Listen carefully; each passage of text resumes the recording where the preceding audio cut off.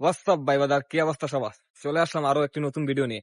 Welcome to my page BJ on the go. আজকে আছি রায়পুরে কোন এক রেস্টুরেন্টের নামটা বলতেছি একটু পরে। আজকের ভিডিওতে আমি আছি দা রয়্যাল সাকারা রেস্টুরেন্ট। আজকের এই ভিডিওর মাধ্যমে আপনাদেরকে জানাবো দা রয়্যাল সাকারা রেস্টুরেন্ট কোথায়, কিভাবে আসবেন, এই রেস্টুরেন্টের খাবার কেমন এবং ইন্টেরিয়র ডেকোরেশন কেমন তা থাকছে এই ভিডিও। চলুন আজকের ভিডিও শুরু করা যায়। প্রথমে জানিয়ে দিব এই রেস্টুরেন্টে কিভাবে আসবেন। আপনি যে কোনো প্রান্ত থেকে আসুন না কেন, প্রথমে আসতে হবে রায়পুর, তারপর যে কোনো রিক্সা বা অটো নিয়ে চলে আসবে নতুন বাজার খেজুরতলা এসেই এই রেস্টুরেন্টের অবস্থান পেয়ে যাবেন। এখন কথা বলবো এই রেস্টুরেন্টের ইন্টেরিয়র ডিজাইন নিয়ে। স্ক্রিনে যে ভিডিও ফুটেজটা দেখছেন, এই ফুটেজ দ্বারা আশা করি বুঝতে পেরেছেন এই রেস্টুরেন্টের ইন্টেরিয়র ডিজাইনটা কেমন। এই রেস্টুরেন্টের ইন্টেরিয়র ডিজাইনটা আমার বেশ ভালো লেগেছে। আপনাদের কেমন লেগেছে তা কমেন্ট করে আমাকে জানাবেন। এখন কথা বলবো এই রেস্টুরেন্টের খাবার নিয়ে। আমার যেটুকু মনে হলো এই রেস্টুরেন্টের খাবারের প্রাইস একটু বেশি। খাবারের রেট বেশি হওয়ার কারণে আপনারা ভয় পাবেন না, কারণ খাবারের রেট একটু বেশি হলেও খাবার কিন্তু বেশ সুস্বাদু এবং খুব মজার। এখানে হাইভেনিয়াসের খাবার